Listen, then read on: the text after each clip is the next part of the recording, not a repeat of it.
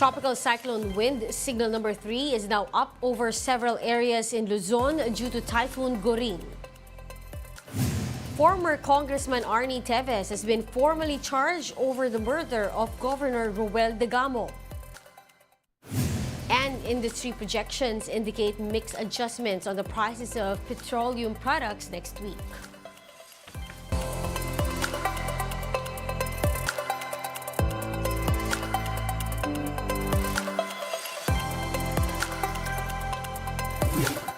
Fast, focused, and fearless. Here's a roundup of stories we're watching now. I'm Riza Diaz. We begin the newscast with updates on the ground amid the onslaught of Typhoon Goring. Joining us via Zoom in Cagayan, or is Cagayan Provincial Disaster Risk Reduction and Management Office Head, Mr. Rueli Rapsing. Mr. Rapsing, good afternoon.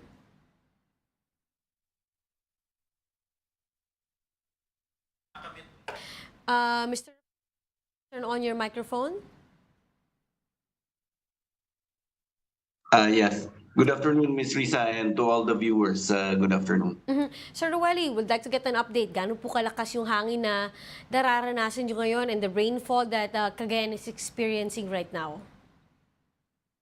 Well, right now, as forecasted by DOST Pagasa, we'll be experiencing light to moderate rains dito sa southern portion ng province, while yung northern portion naman namin from moderate to occasionally heavy rains, but somehow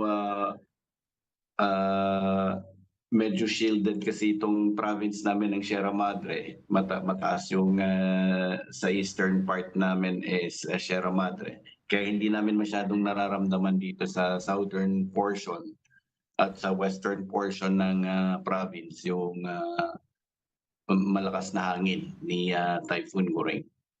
Pero sir, kamusta po dun sa may bandang Santa Ana? They are or it is placed under signal number 3. Malakas din po bang ulan at hangin doon? Yes, just earlier, katatapos lang ng pre-disaster risk assessment po namin, and the MDRIMO of Santa Ana and Cagayan, we asked them to join the meeting. They have informed us na medyo hindi pa naman ganun nararamdaman yung lakas ni Goring so far. And sir, meron na po bang mga reports or naiulat na mga casualties or injuries because of this typhoon? Wala pa so far. In fact, yesterday, nung itinaas yun ng red alert status ng region, and under Charlie Protocol ng Oplan Listo ng DILG, it is advised that local chief executives must conduct evacuation, but still, wala pa tayong naiulat na pag-evacuate, no? The same as well, doon sa mga casualties or even injuries because of Typhoon Goring, wala pa po tayong naiulat na ganun. Mr. Rapsing, how is the province preparing for, again, the onslaught of this typhoon? You mentioned wala pa namang ginagawang evacuation, but is that also part of the preparation that you're seeing?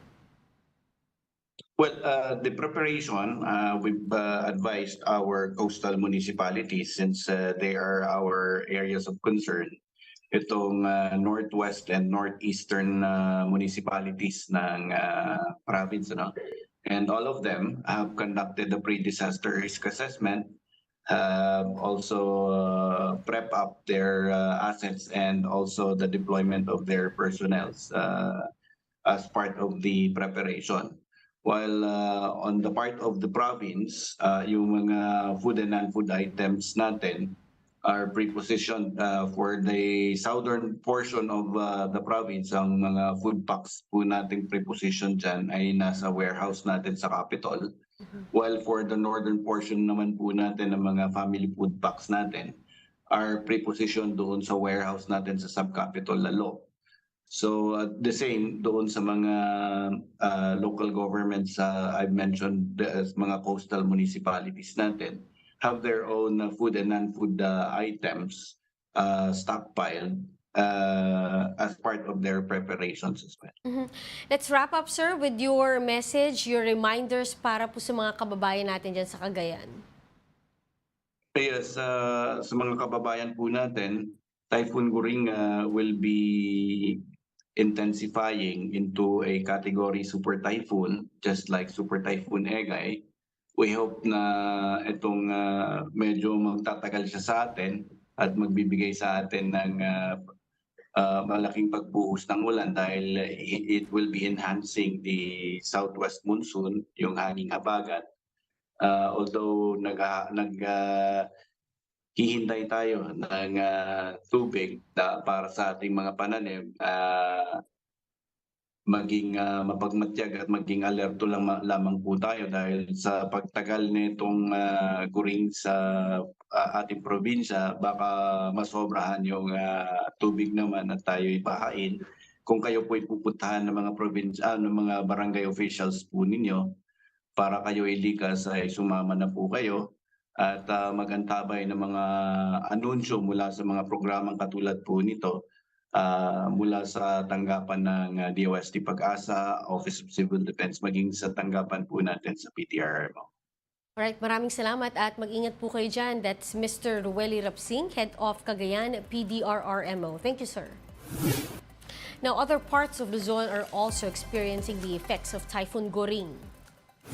Residents of Barangay Banawang in municipality of Santa in Ilocos Sur experience non-stop rains.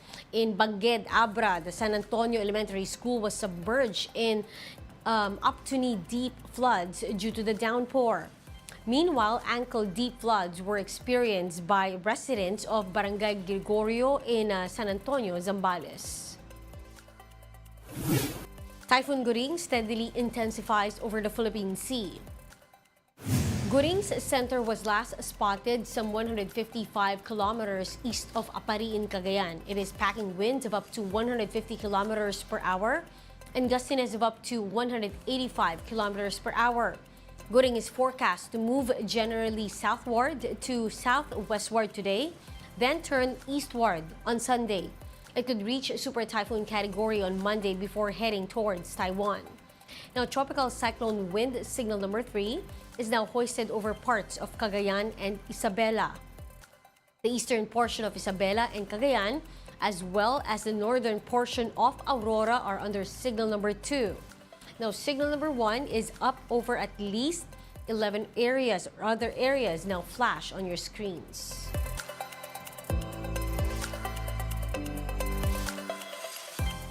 Meanwhile, the enhanced habagat will bring scattered rains over Metro Manila, Region 4, and the rest of Central Luzon. Localized thunderstorms are also expected to trigger isolated rains over the rest of the country. We'll be back with more stories after the break. Keep it here on One News.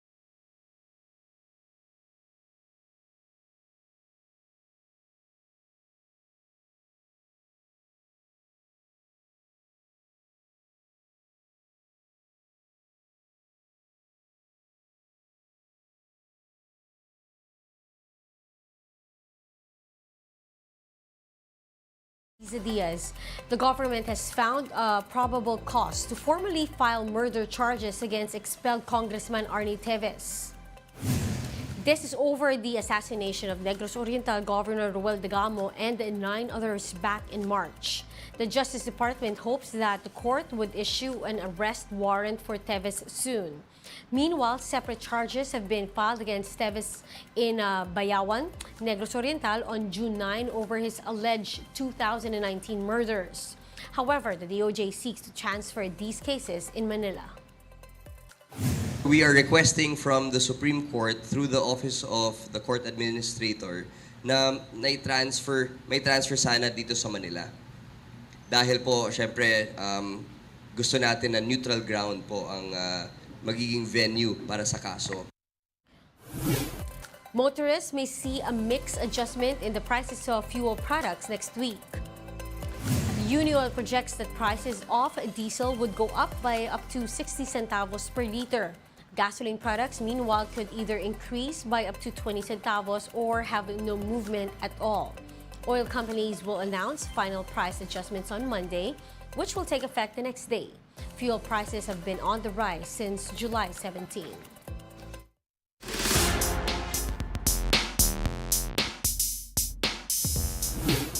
The FIBA Basketball World Cup action continues at the Smart Araneta Coliseum, Quezon City, as South Sudan faces Puerto Rico in Group B. Let's get updates. We have Evan Tarinque reporting to us live on the ground. Evan, can you tell us the latest? Riza, the games between South Sudan and Puerto Rico has started, but fans are still pouring in for the United States match against New Zealand.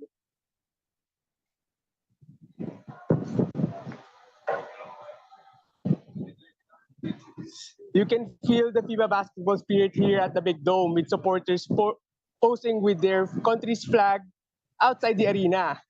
There is also a huge inflatable basketball on display here, and next to it is a basketball game like Connect 4. The iconic Big Dome earlier underwent improvements for the World Cup, with its audience seats refurbished.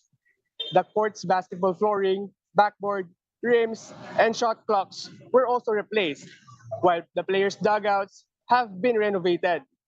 Meanwhile, as we speak, the teams of South Sudan and Puerto Rico are battling it out on the court. Aside from them, Araneta will also witness a fierce battle between United States and New Zealand later at 8 p.m. Italy will likewise face Dominican Republic at 4 p.m. here tomorrow, while Gilas will try to redeem itself against Angola at 8 p.m. Italy, Lithuania, Dominican Republic, and Montenegro have so far won one game each here, their games here in the Philippines. Riza, the Smart Araneta Coliseum is expected to be filled with Gilas Pilipinas fans tomorrow as they go up against number 41 Angola.